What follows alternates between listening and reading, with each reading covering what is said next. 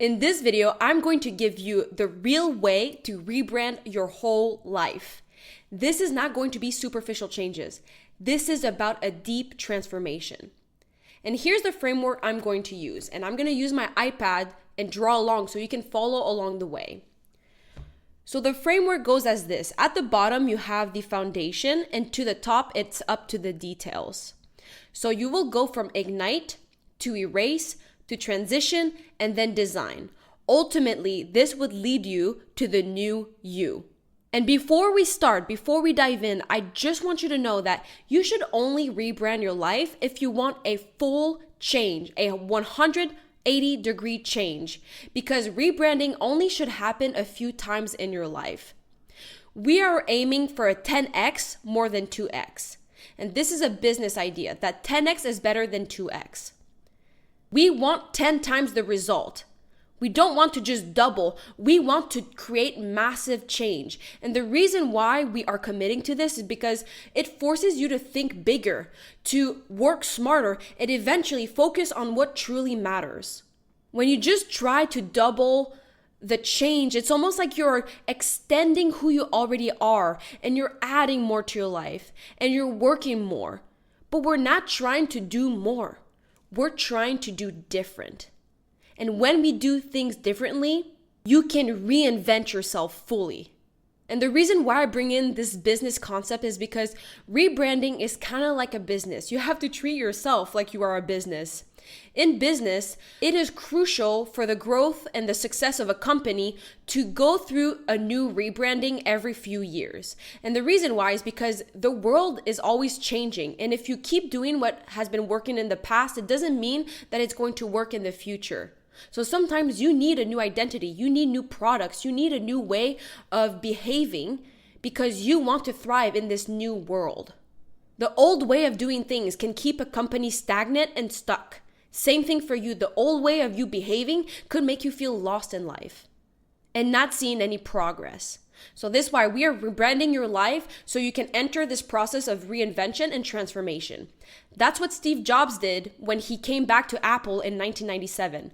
They were begging him to come back to the company, even though they're the company that fired him, because they knew that they needed his help to reinvent the whole company. And when he came in, he didn't start adding new things. He said, what are the best products that we can keep? He narrowed down all the products to 4. And then that forced them to innovate new products. Now let's dive into the framework. This is you right now. You are dissatisfied. You probably feel stuck, unfulfilled, and disconnected from who you really are or who you want to be. So you need to go back to the basics, which is the number one step, ignite. Think about a fire. When you start a fire, you need the necessary spark or heat to get it going. Metaphorically, you need the same thing. You need that spark to ignite that fire inside of you. So this is you. You are a human being that is a visionary, ambitious. You want to reach your potential. And right now, you are in a place where you feel lost. But for you to change what you're doing, you need that inspiration to get you going. And that starts with a spark. And when you ignite that fire inside of you, it makes you driven, it makes you motivated, and it makes you unstoppable. So we need to find a way to spark that fire inside of you so it can propel you forward. So the question is, how do you do that? How do you ignite your fire? So the way to go about it is to make sure that your pain of not changing, the pain of staying the same right now, needs to be greater than the effort of rebranding your life. So let's take a fat person as an example. Let's say you're someone that is severely overweight. There is a lot of pain that comes with being in that situation, the pain of not changing. For example, physically, you could feel physiological pain, which is feeling tired when you move, having no energy, sweating all the time because you're fat. You could also have physical pain in the way that you literally just are carrying fat around your body, like so much excess fat that when you look into the mirror, you just aesthetically don't like what you see. And then that also could lead to mental pain, where you have no confidence. And then finally, emotional pain, because you simply have no self-esteem. So being fat or being in that situation right now is very painful. But on the other side, changing the effort of rebranding who you are and having a new identity is also pretty painful, because you need to start going to the gym and working out. You also need to start paying professionals such as nutritionists, personal trainers, going to the doctor, like to fix some maybe medicine that you need. Also, there is pain regarding the time that you spend on learning and doing those things and just rebranding your life and creating new habits. And then finally, the pain of delaying gratification, because it will be painful to start since you won't see your dream results right away. It will take time. And that's painful when you see yourself do the work and not seeing the results immediately. So as you can see, on both sides of the equation, there is pain. The difference is that on the left side, the outcome is much different. The pain of not changing results in a miserable life, versus the pain with the effort of rebranding, of doing things differently. The outcome is thriving, is fulfillment, success, pride. The outcomes are vastly different. So would you rather suffer the pain of self-discipline or the pain of regret? Most likely you will come to the conclusion that the effort of rebranding is worth it, because finally the results of that are much more worth it than staying the same. So I suggest that you do that little graph for yourself, that you analyze your life now and what would happen in your life if you didn't change versus what's going to be required for you to actually change. That gives you a new perspective. But ultimately, this is what you need to do. And I forgot to mention that, but you need a pen and paper. So you should pause this video, grab a pen and paper, because along the way, I will demand you to write things down, because you're taking yourself seriously. So take the time, make the effort to follow along and actually answer these questions. So in the first step here, the only thing you got to do really is to craft your core why statement. Because basically, all you need is a strong reason why that is authentic. Why do you want to change? All you need is a strong why. That's how you spark that fire. If you have a strong enough why, you can endure any how. You can endure anything that you need to do, all the effort of rebranding, if you fully feel aligned for why you want to change. So this is how you will craft your statement. You will say this: I am sick and tired of blank, and I want blank. That's up to you to fill in the blank. So for the example of the fat person, she or they or he can be like, I am sick and tired of feeling fat or having no energy or not loving myself or being disappointing in myself. I am sick and tired of that. And I want to feel healthy, to feel strong, to feel proud of myself, to feel like I can achieve goals. I'm not here to tell you what you should write. That's up to you. But I'm giving you the framework. You need to know what you're sick and tired of being and what you want instead. And that will be your core why statement. So this was step 1. After you've done the first step, we are now ready for step 2. And step 2 is to erase. The step 1 is extremely necessary for you to get started. Like I said, to get that spark. But it's not enough for you to keep going. If you spark a fire, but you don't have the proper environment and the oxygen to keep it going, it will just die off. So that's why these next steps are super important to keep going. So to erase, this requires you to have so much introspection. And this is a really hard step because people are not really self-aware. People think that they are. I think it's like 90% of people think that they're self-aware when actually it's only 15%. So let's be a bit humble here and realize that you might not be as self-aware as you think. And this step is usually a little hurtful to the ego because you realize that you are responsible for your current situation. There's no other people to blame than yourself for being where you are right now. And that can hurt, but it's okay because we're going in the right direction. But this step is necessary. And the reason why it's so important, because I know that you probably already just want to go to the design phase. Like you want to change, so might as well just start designing your life. But listen to this analogy. If you have a dirty glass of water, pouring in fresh water won't make it clean. It will still be murky. You need to dump the dirty water for you to have pure, refreshing water. So in other words, in this case, for this step, you need to erase the old traits about yourself that don't serve you anymore. Because if you add the new traits, but you still hold on to those negative ones, it's not going to do shit. That's why you need to erase the part of you that doesn't serve you anymore. Shed your old self. You don't need that person anymore. So like I said, to keep that fire going, you need the proper environment. And in our case, that fire that is inside of us means that the environment is us. And specifically, your environment are your thoughts.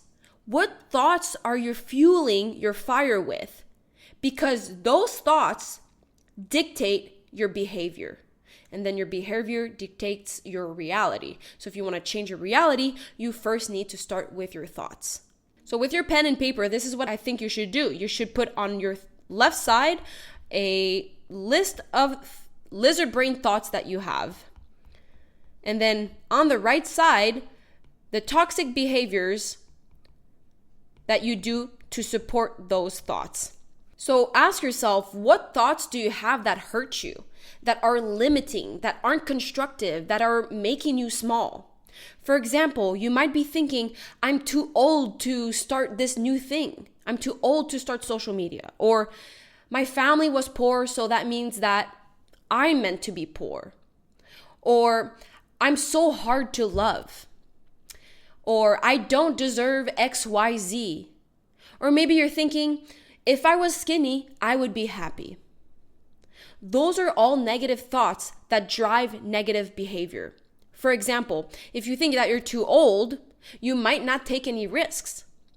If you think that your family is poor and meaning that you should be poor, it might lead you to have bad spending habits. If you think that you are too hard to love, it might make you act cold towards people. If you think that you don't deserve XYZ, happiness, love, success, abundance, money, you will treat yourself like someone that is unworthy of those things. You will self-sabotage with your habits. You will drink too much. You will party too much. You will smoke. You will eat junk food. You will just treat yourself like you are unworthy because you want to prove that to yourself. And finally, if you think that if you'd be skinny, you'd be happy, if that is your thought, that means that you will subconsciously sabotage your progress because you won't understand the benefits of delaying gratification. You might not be skinny yet, but you might be doing the healthy habits that would allow you to become healthy. But if you believe that you're only going to be happy when you're skinny, well, it's going to make the whole journey so miserable and less likely to follow through because you're so not going to enjoy it. So do you see how your thoughts are your own enemy here? And that's not only you, everyone is like that. Our brains are not programmed to do what's good for us. Our brain is programmed to make us feel right. That's the confirmation bias that you hear in psychology.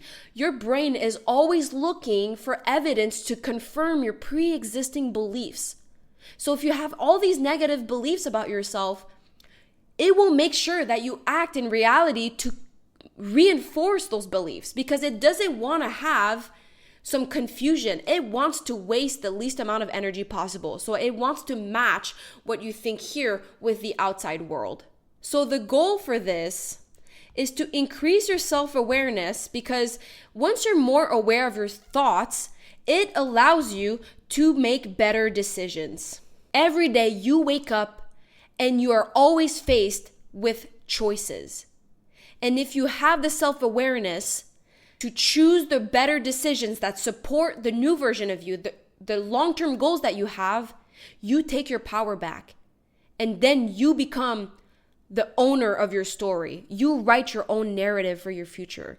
But you can't do that if you're trapped with your negative thoughts. You have to be aware of how you sabotage yourself. You don't have to believe those thoughts anymore. That's old you. New you will have new thoughts, and we'll get to that later. But just know that if you want to start acting differently, your behaviors are a reflection of what you think, so you need to not believe those thoughts anymore. Let me ask you this. Do you believe it's better to add more positive thoughts or to remove negative ones? I hope you can understand now that it's the latter, because there's a study that shows that you have more transformation, you make more progress, you achieve your goals when you remove your negative thoughts over if you were to just add positive ones. And I'm going to give you an illustration that can help you understand this concept. I want you to think of yourself as a hot air balloon, okay? So think of the helium that you put in the hot air balloon is made for it to elevate up in the sky. So view the helium as all the positive habits or thoughts or, things that you can do that would make you a better you, a higher version of yourself. So let's say you add all of these positive thoughts in the balloon. It doesn't matter how many positive thoughts or behavior or habits that you add if you are still tied to the ground. So you have to imagine that this rope tying you to the ground are all your negative thoughts. So it doesn't matter how much you put in if you're tied to the ground. So what you need to do is to grab some scissors and cut that rope. And that's what I'm saying, that step 2 is all about erasing. Erase that old self. Let that go. Shed it off. And that will allow you to thrive and elevate into the highest version of yourself. So this leads us to step 3. And there's a lot of videos out there about rebranding your life. And to be honest, I found some really good ones, just like scrolling by. There are reputable YouTubers that share information, and I'm like, that is really good. But the problem with those YouTube videos is that oftentimes they only did one of the steps I'm talking about, or maybe 1 or 2. And they especially skipped this transition phase. And that one is so important, because I want you to think of yourself as a caterpillar. I'm using a lot of analogies in this YouTube video. But the caterpillar is your old self. But your new self is this beautiful butterfly, right? What needs to happen between the caterpillar and the butterfly? It needs a period of deep focus on yourself where you can go into the cocoon and allow the transformation to take place. So this is the step that I want you to focus on, this transition phase. And just so you know, the reason why I'm able to come up with a video like this is because I spend hours reflecting on my own life and seeing what has worked for me and try to come here and teach you what works. I come up with a whole protocol by reflecting on my past.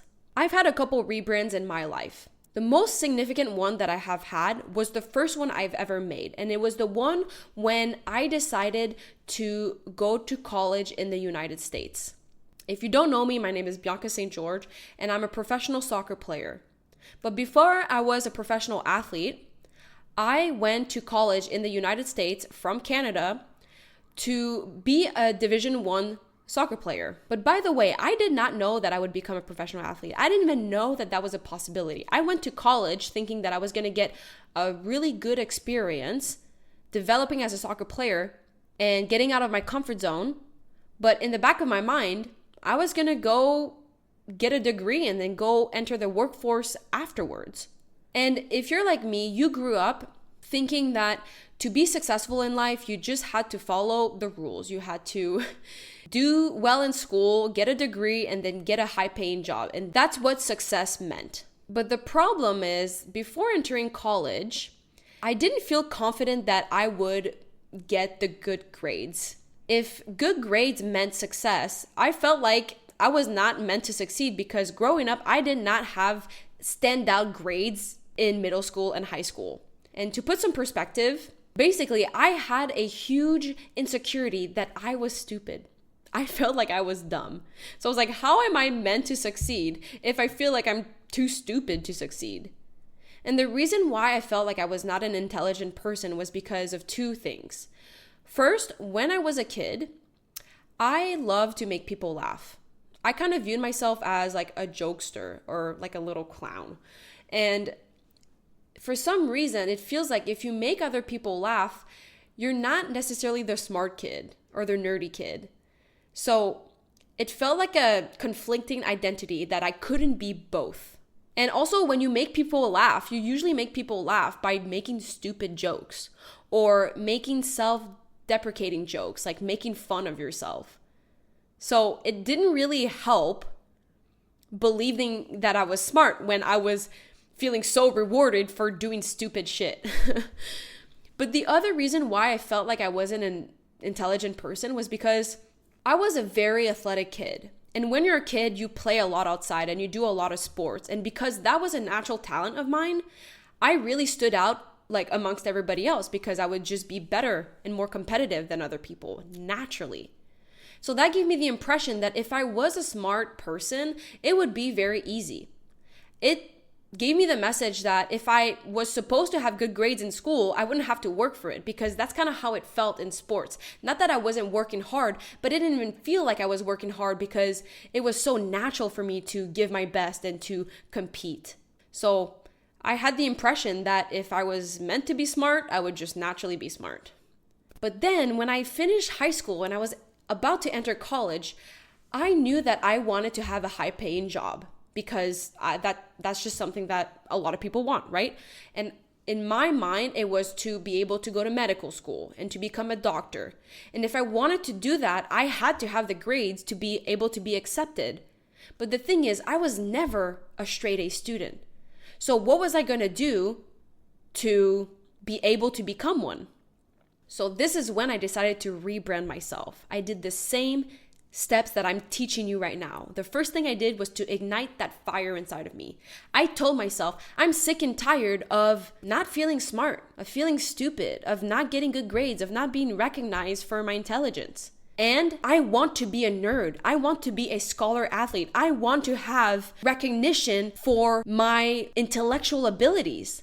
I wanted that. So just admitting that to myself felt extremely empowering and motivated me to find a way to get what I want. Now, the second step was to erase my old self. I was like, I will stop saying to myself that I'm stupid. I will stop saying to myself that it's so hard for me to get good grades. I will stop saying to myself that I'm so bad at studying because I knew that that was not helping me becoming a straight A student. And then finally, I went through this little transition phase where I was able to have a deep, profound look at myself and think about my most private inner thoughts of how I was going to go about it. And here's what you need to do. If you are in your little cocoon here, the first thing that you have to do, and this is something that I want you to really take the time and do this with yourself, is to first give yourself permission to be whoever you want to be. No one can give that to you. You have to give that to yourself. I gave myself permission to be a nerd, and it was almost easier for me to do this because I was going to college in the US where no one knew me. So I was like, I can reinvent myself however I want to be, and it's not going to feel weird to anyone because no one knows me. But regardless, the theme here is that you need to give yourself permission to dream big, to not set limits for yourself, to realize that whatever you desire is your desire for a reason because it was given to you. What you want is unique to you. I might not want the same thing as you, but that's because it is meant for you. So the first thing is permission. The second thing is vision. Now, this is where I want you to take the time in your cocoon to think about who do you want to be? What do you want your dream life to look like? How do you want to act? Think of yourself 10 years from now. What does your life look like? What do you do on a typical Tuesday? How do you feel? And I want you to realize that that vision can be as delusional as you want it to be. you need to feel limitless, because limits begin where vision ends. So create a huge vision and be a limitless person. The moment you start putting limits on yourself, you will never achieve beyond that. So why create something smaller for yourself? I told myself I would be a straight A student, and I knew how difficult that would be. But if I was like, oh, I'm just gonna aim for a 3.5 GPA, that would never allow me to do above that. I told myself I wanted to be a 4.0 student. And by the way, if you were curious, I managed to go through pre-med in college with 1B. The rest were all A's. So I almost managed a 4.0, but I still did graduate with the highest GPA in the whole school, in my whole class. So in pre-med, I was the only one that had a straight A with 1B. So this was freaking awesome. And literally, when I did that, I was like, wow, I can literally achieve anything. Like, it really showed me that rebranding actually works, and whoever I want to become and whatever I want to achieve, I can do it. I just have to do this step, this framework that I'm telling you. So yeah, first give yourself permission, then give yourself the vision that you want. And then finally, the third thing that I did was focus on progression. Because when you come out of the cocoon, you're not going to be perfect. You're not going to act perfectly. You're still going to try to figure this out. But if you are focusing on progression, you're going to take steps and learn and grow along the way. And that's how you change. If you expect perfection, you're never going to keep up with that new version of yourself, because you're going to beat yourself up when you're not being perfect, which is inevitable. You want to have a growth mindset focused on learning and growing, and believe that every single day is a new opportunity for you to get closer to your dream, to get closer to the version that you want to become. So it allows you to delay gratification when you focus on progression. So I want to finish this transition phase by having you write down 3 affirmations. And those 3 affirmations are what's going to give you this permission, this vision, and also this progression that you are seeking. Take your pen and paper and write this down. 1, I am a blank sheet of potential. 2, there is no limit to who I can be and what I can achieve. 3, I dream big and decide what's meant for me. Those are facts. And you are now ready to transform into your butterfly. So let's go into step number 4. The tip of the triangle, which is design. So this can be the fun part, because this is where you see yourself finally putting out there or reflecting or refining who you really want to become. And we go about this in 2 ways. And as you can see, everything has come from like really deep in your core to the outside. So the final step is separated in 2 parts, the internal and then the external. So let's dive into the internal. The first thing I want you to do is to list your 3 core values. If you have your core values, it's so much easier for you to act differently, because you will act based off of this blueprint that you set for yourself.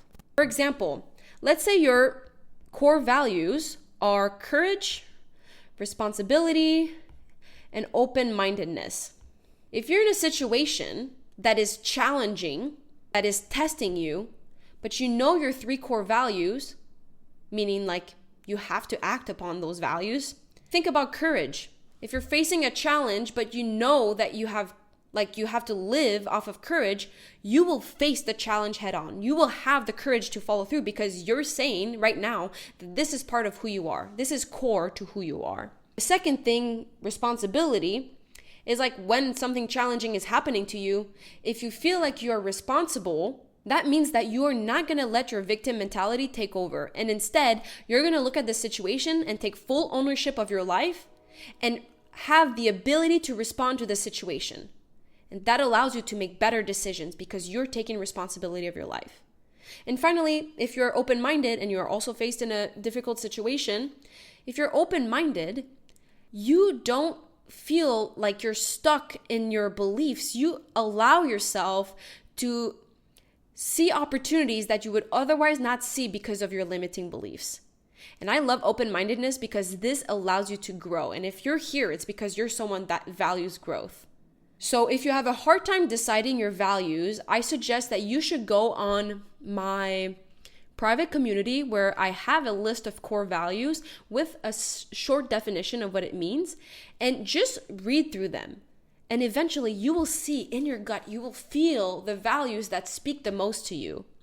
That's when you really know if it's meant for you, because on the top of your head, maybe it can feel really hard, but when you look at a list, it really will create that inspiration, and just trust your gut. You will know. Now, the second step is to list your inner circle. So this is something I decided to do like a few months ago because I realized that it's really helpful to have an actual list of who you want in your life, because you don't realize how much people around you can influence your success, or if they support the version that you want to be. So I want you to think about people in your life. Who supports you? Who loves you and cares about you? And who basically wants to see you succeed? Like, who is on your own team?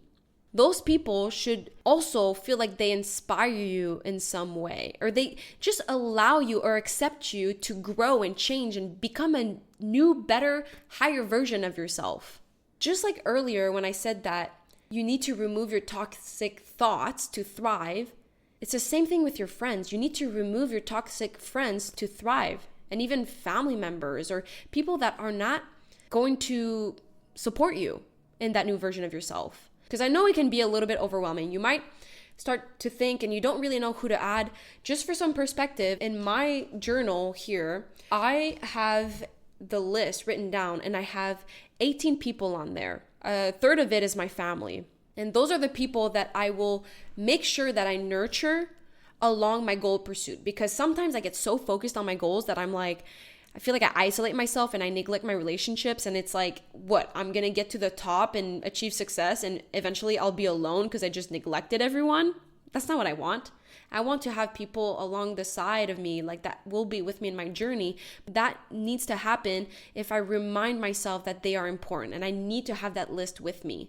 And maybe right now you freak out because you might think that there's no one, but it's more important that you remove the people that don't support you than to feel like you need to have the people, because those people will show up in your life once you start elevating.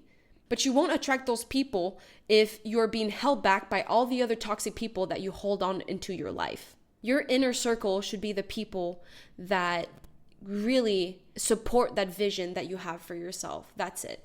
And don't worry if it's really small. It's almost better if it's small. It's easier if it's small, because then you can really put full quality onto those people. Now, the third thing here that you have to internally do is to identify one main goal. You can have more than one. I'd say max 3. But even if you have 3, one will be the main one and the 2 other ones will be side ones. For example, when I went to college, my one main goal was to be a straight A student. But I have 2 little smaller goals that was I want to pass the fitness tests, and I also want to win a Big 12 championship. Don't worry if you don't know what that is, but it was about my soccer career because I wanted to be both a scholar and an athlete, but I put school first. And if you really want to know how to pick that one goal, I have, that's my favorite course that I have made. I have made a course on how to pick a goal, and that's also on my private community in the classroom section. It goes through the step-by-step on how to pick your goal. The reason why you want to have one goal is because you make so much more progress if you focus on one thing at a time. If you have multiple things, you're putting your attention to different places and you're not allowing it to grow as fast as you can. If you want to make the most progress in the shortest amount of time, pick one at a time. And when you're done with that goal, you're just going to move on to the next one and the next one. But the problem that people face when they feel stagnant is because they have their attention at too many places at the same time. So just pick one goal. Now, let's go into the external part of things. I think you're going to like this section. So the first thing you want to do is focus on your environment. You need to declutter, organize, and clean your physical space because you want that space to match the new version of yourself. So if you want to be healthier, get rid of all the junk food in your apartment. If you want to be more organized, start decluttering things that you don't need anymore, that take too much space for no reason. And this can take a little bit of time, but if I were you, I would choose like a day where that's all you do. A day really, really soon where for the full day you block some time and you just reorganize your apartment or your space or wherever you spend a lot of time that would allow you to just thrive in. Now, the second thing you want to do is to refresh your visual identity and make sure it matches that new version that you want to be. So the first thing here is think about 4 different aspects. 1, 2, 3, 4. First one is your body language. Just start reflecting on how do you want your body language to be now? Do you want to be better at like eye contact or smiling more or maybe being more stoic? Do you want to have a better posture? Like your body language is 70% of how you communicate. And you only make a first impression one time. And if you want to be more impactful on other people, you have to be aware of how you show up. So just take some time reflecting on your body language. The other thing I want you to do is to pick a color that matches the new version of you. And I know it's a little bit abstract and it sounds funny, but colors have a lot of power. They bring a lot of emotions. So if you think of the color black, you think of sophistication or drive or hard work ethic. Or if you think of the color ocean blue, you think maybe free flowing, expansion, growth, calm. If you think of the color like a money green, you think about wealth, abundance, work. Pink also has like this essence, and try to be specific. What type of pink or what type of purple? So when you pick a color, it really helps you kind of like create a theme for your new life ahead. And if you really want to take it a step further, that's why I put it in the external part, is try to surround yourself with that color. So if you decide your color to be like a deep purple, try to buy more things that are deep purple because they give you that new identity, that new way of behaving, because color really does have a lot of backbone to it. And they can really help you behave in a new way if you really feel like you can spiritually embody that color. I hope you understand my point. And if you do have a color in mind, I would love for you to share that color in the comments. Now, the next thing I want to do in the next column is to have an idea of what you want your aesthetic to be. And that's basically your vibe. And I want you to go on Pinterest and like look at different mood boards. Just try to see what you want that new version of you, what they put out there. What's that energy that they give out? Just like if you were a company that was rebranding a product, they would come out with a presentation, with a mood board, with different colors, with different aesthetics, different objects that represent their new product, the new vision. I want you to do that with yourself, like a mood board that represents the new you. And then finally, in the last one, I just want you to start defining what are your plans for visually, how you want your hair to look like, how you want your skin to look like, the makeup you have, the clothes that you wear, your body, what does it look like, your nails. I want you to think about physically, aesthetically, how do you want to present yourself in this new version of yourself? And then finally, this is the most important step with all this. This is the most important, is to create a daily routine that is like your perfect day. So if you were to have the perfect day from A to Z that is realistic to your current life situation, that allows you to be the version that you want to be, that new person, what would they do? Because your goals might be related to a side hustle, a new job, fitness, hobbies, relationships, money, social media. What are the actions that you do every single day that will match this new version that you're trying to become? What are those key habits, those non-negotiables, those behaviors that support this new version of you? And don't overcomplicate it. You want to think about the 80-20 rule, meaning that 20% of what you do should drive 80% of the results. So let's say you want to be fit. The majority of your time should be spent on the diet that you have and the fitness. Those are the two most important things. The rest, like the supplements, the clothes that you buy, the, music you listen to, the pre-workout you take, those things are important in a way, but they're not the most important things. Try to identify what are the things that are the most important, that if you just spend 1 to 3 hours a day doing that, it will drive 80% of the results. So with that, I want you to make a schedule, which you have your main goal. For example, main goal is to make 10K a month. Then I want you to write from A to Z what your perfect day would look like on a typical Tuesday. So for example, 6 a.m. wake up. Then 7 o'clock to 9 o'clock, you will work on your side hustle. Then after that, from 9 to noon, you will be at work. Then you have a lunch break where you will post on social media. And then you work until 5, you go to the gym. Then dinner at 6 p.m. Then 7 to 8, you will work on your side hustle again, because again, that's what's going to give you your 10K a month.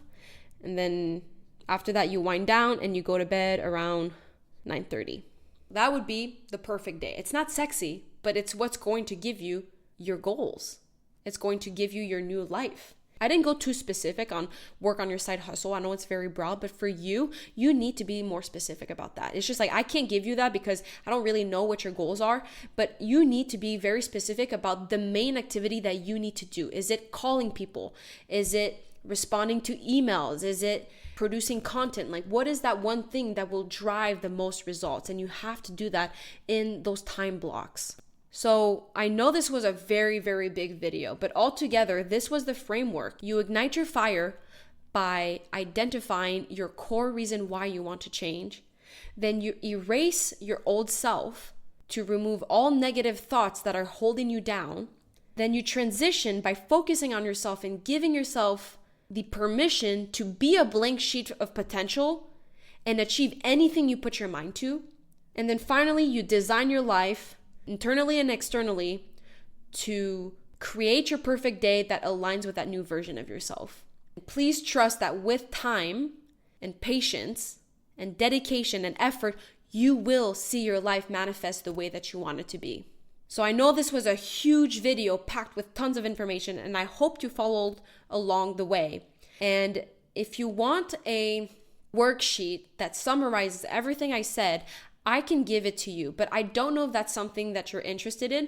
So if you have interest in that, I want you to put a heart in the comments. And if I get 25 comments with a heart, I will send you that PDF through email. So you have to write a heart in the comments, but also sign up for my newsletter if you want to get the email. That's the second link in my description. Now, I really appreciate if you give me any feedback for these type of videos, if it's something that you like, what is really good, what I can do better, because eventually I want to give you as much value as possible, and I'm not here to waste your time, and I'm not here to waste my time. So please be honest with me and let me know if there's anything that you need from me. On this note, I hope I see you in my private community. If you're interested in self-improvement, this is where we hang out to challenge ourselves to become a better version of ourselves. And we have the support and accountability for that. So it's awesome. And I will see you very, very soon in a new video. Love you. Mwah.